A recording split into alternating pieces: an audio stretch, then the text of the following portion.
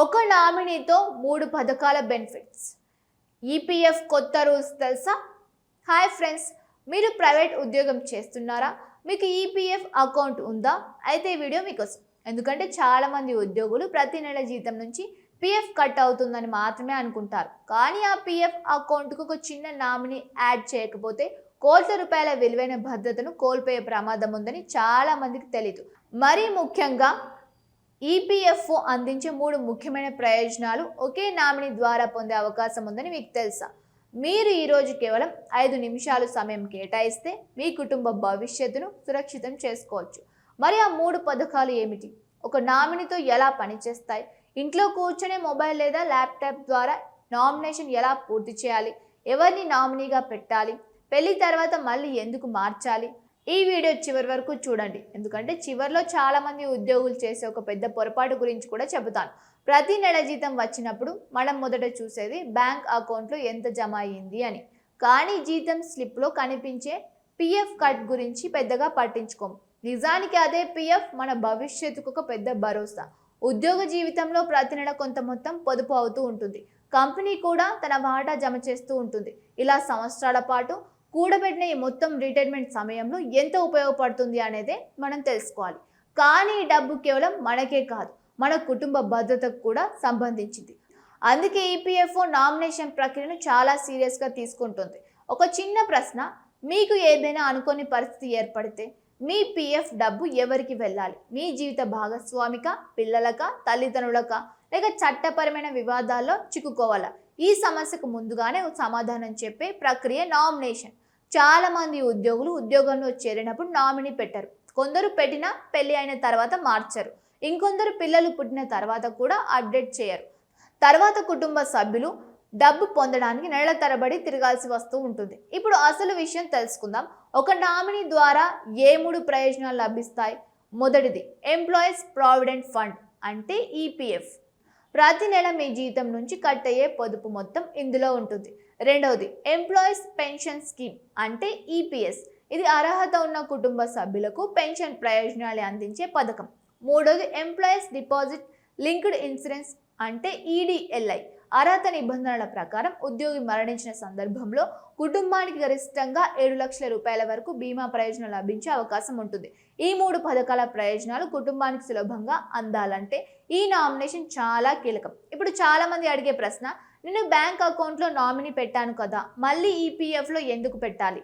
దీనికి సమాధానం చాలా సులభం. బ్యాంక్ నామినీ బ్యాంక్ డిపాజిట్లకు మాత్రమే వర్తిస్తుంది. ఇన్సూరెన్స్ నామినీ పాలసీకి మాత్రమే వర్తిస్తుంది. అలాగే ఈపీఎఫ్ నామినీ ఈపీఎఫ్ఓ పథకాలకు మాత్రమే వర్తిస్తుంది. ప్రతి వ్యవస్థకు ప్రత్యేక నామినేషన్ అవసరం. ఇప్పుడు ఈ నామినేషన్ ఎందుకు అంత ముఖ్యమో ఒక ఉదాహరణతో తెలుసుకుందాం. ఒక ఉద్యోగి 10 సంవత్సరాలుగా ఉద్యోగం చేస్తూ ఉన్నాడు అనుకుందాం. అతని పీఎఫ్ ఖాతాలో మంచి మొత్తం ఉంది. ఈసీఎస్ ప్రయోజనాలు ఉన్నాయి. ఈడీఎల్ఐ బీమా కవరేజ్ కూడా ఉంది. కానీ నామినేషన్ చేయలేదు. ఒక అనుకోని సంఘటన జరిగితే కుటుంబ సభ్యులు చట్టపరమైన పత్రాలు, వారసత్వ ధృవీకరణలు, క్లెయిమ్ ప్రక్రియలు పూర్తి చేయాల్సి రావచ్చు. అదే ముందుగానే నామినేషన్ చేసి ఉంటే క్లెయిమ్ ప్రక్రియ చాలా సులభమవుతూ ఉంటుంది. ఇప్పుడు నామినీగా ఎవరిని పెట్టవచ్చు అనే ప్రశ్న కూడా వస్తుంది. వివాహితులు సాధారణంగా జీవిత భాగస్వాములు, పిల్లలను నామినీలుగా పెట్టుకోవచ్చు. తల్లిదండ్రులను కూడా కొన్ని సందర్భాల్లో చేర్చుకోవచ్చు. కుటుంబ సభ్యులు లేని వారు ఇతర అర్హులైన వ్యక్తులను కూడా నామినీగా పేర్కొనే అవకాశం ఉంటుంది. అయితే మీ వ్యక్తిగత పరిస్థితులకు అనుగుణంగా తాజా ఈపీఎఫ్ఓ నిబంధనలు పరిశీలించడం మంచిది. మరో ముఖ్యమైన విషయం, ఒకే వ్యక్తిని నామినీగా పెట్టాల్సిన అవసరం లేదు. ఒకరి కంటే ఎక్కువ మందిని కూడా నామినీలుగా నమోదు చేసుకోవచ్చు. ఉదాహరణకు, జీవిత భాగస్వామికి 50%, ఇద్దరు పిల్లలకు చెరో 25%, ఇలా మొత్తం 100% పూర్తయ్యేలా విభజించవచ్చు. ఈ సౌకర్యం కుటుంబ భద్రతకు మరింత బలపరుస్తూ ఉంటుంది. ఇప్పుడు అసలు ప్రాసెస్ చూద్దాం. ఈ ప్రక్రియ కోసం ఆఫీసుల చుట్టూ తిరగాల్సిన అవసరం లేదు. ఇంట్లో నుంచే పూర్తి చేయవచ్చు. ముందుగా ఈపీఎఫ్ఓ మెంబర్ పోర్టల్లోకి వెళ్ళాలి. మీ యూఏఎన్ నంబర్, పాస్వర్డ్తో లాగిన్ చేయాలి. తర్వాత మేనేజ్ అనే విభాగంలోకి వెళ్ళి ఈ నామినేషన్ ఎంపికను క్లిక్ చేయాలి. అక్కడ కుటుంబ సభ్యుల వివరాలు అప్డేట్ చేయాలా అని అడుగుతుంది. ఎస్ అని ఎంపిక చేయాలి. ఆ తర్వాత నామినీ పేరు, పుట్టిన తేదీ, ఆధార్ నెంబర్, చిరునామా, అవసరమైన వివరాలు నమోదు చేయాలి. ఫోటో కూడా అప్లోడ్ చేయాలి. 1 కంటే ఎక్కువ నామినీని జోడిస్తే ఒక్కొక్కరికి ఎంత శాతం ఇవ్వాలో నమోదు చేయాలి.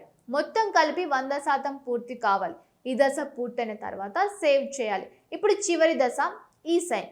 చాలా మంది ఇక్కడే ఆగిపోతారు. కానీ ఈ సైన్ చేయకపోతే నామినేషన్ పూర్తయినట్లు కాదు. ఈ సైన్ పై క్లిక్ చేసిన తర్వాత ఆధార్ నంబర్ లేదా వర్చువల్ ఐడి నమోదు చేయాలి. ఆధార్కు లింక్ అయిన మొబైల్ నంబర్కు వచ్చే ఓటీపీని నమోదు చేస్తే ఈ నామినేషన్ పూర్తవుతుంది. ఇక్కడ ఒక ముఖ్యమైన విషయం గుర్తుంచుకోవాలి. యూఏఎన్కు ఆధార్ లింక్ అయి ఉండాలి. ఆధార్కు మొబైల్ నంబర్ కూడా లింక్ అయి ఉండాలి. లేకపోతే ఓటీపీ రాదు. ఈ సైన్ పూర్తి కాదు. కాబట్టి ముందుగానే ఈ వివరాలు సరిచూసుకోవాలి. మరో పెద్ద పొరపాటు ఏమిటంటే ఉద్యోగం మారిన తర్వాత నామినేషన్ గురించి మర్చిపోవడం. ఉద్యోగం మారినా, పెళ్లి జరిగినా, పిల్లలు పుట్టినా, విడాకులు జరిగినా, కుటుంబ పరిస్థితులు మారినా నామినేషన్ని కూడా అప్డేట్ చేయాలి. ఎందుకంటే పాత వివరాలు అలాగే ఉంటే భవిష్యత్తులో సమస్యలు కూడా రావచ్చు. ఇప్పుడు చాలా మంది అడిగే మరో ప్రశ్న, ఈ నామినేషన్ చేస్తే వెంటనే ఏదైనా డబ్బు వస్తుందా? సమాధానం లేదు. ఇది క్లెయిమ్ కోసం ముందస్తు భద్రత మాత్రమే. అంటే భవిష్యత్తులో అవసరం వచ్చినప్పుడు మీ కుటుంబానికి ఇబ్బందులు లేకుండా ప్రయోజనాలు అందించేందుకు ఉపయోగపడుతూ ఉంటుంది. అందుకే దీనిని నిర్లక్ష్యం చేయకూడదు. ఈపీఎఫ్ ఖాతాలో ప్రతి నెల డబ్బు జమ అవుతూ ఉంటుంది. చాలా మందికి ఇది జీవితంలో అతిపెద్ద పొదుపు. దానికి సంబంధించిన నామినేషన్ చేయకుండా వదిలేయడం అంటే ఇంట్లో కోట్ల విలువైన పత్రాలను తాళం వేయకుండా వదిలేసినట్టే. కేవలం 5 నిమిషాల పని, కానీ అది మీ కుటుంబానికి భవిష్యత్తులో ఎంతో ఉపయోగపడుతూ ఉంటుంది. ఇక్కడ మరో మంచి అలవాటు కూడా చెప్పాలి. ప్రతి సంవత్సరం ఒకసారి మీ పిఎఫ్ పాస్బుక్ చూసుకోండి. నామినేషన్ వివరాలు సరిగ్గా ఉన్నాయా లేదా పరిశీలించండి. కేవైసీ వివరాలు, ఆధార్, పాన్, బ్యాంక్ ఖాతా ఇవన్నీ సరిగ్గా ఉన్నాయా లేదా కూడా ఒకసారి ధృవీకరించండి. చిన్న చిన్న జాగ్రత్తలే పెద్ద సమస్యలను నివారిస్తూ ఉంటాయి. గుర్తుంచుకోండి, మనం సంపాదించే డబ్బు మన కుటుంబ భవిష్యత్తు కోసం.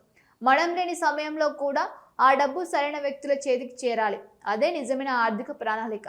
అయితే ఈరోజు వీడియో చూసిన వెంటనే మీ ఈపీఎఫ్ ఖాతాలో ఈ నామినేషన్ పూర్తి చేయండి. ఇప్పటికే చేసి ఉంటే ఒకసారి వివరాలు సరిచూసుకోండి. అవసరమైతే అప్డేట్ చేసుకోండి. ఈ వీడియో మీకు నచ్చితే లైక్ చేయండి. మీ ఫ్రెండ్స్తో, ఫ్యామిలీతో షేర్ చేయండి. సహోద్యోగులు, ప్రైవేట్ ఉద్యోగులు అందరికీ ఈ వీడియోని షేర్ చేయండి. ఎందుకంటే ఈ చిన్న సమాచారం ఒక కుటుంబానికి పెద్ద ఆర్థిక రక్షణగా మారవచ్చు. ఇలాంటి ఉద్యోగులు, ఈపీఎఫ్, ప్రభుత్వ పథకాలు, ఫైనాన్స్కు సంబంధించిన ఉపయోగకరమైన వీడియోల కోసం మా ఛానల్ వెంటనే సబ్స్క్రైబ్ చేసి బెల్ ఐకాన్ ప్రెస్ చేయండి. Thank you for watching.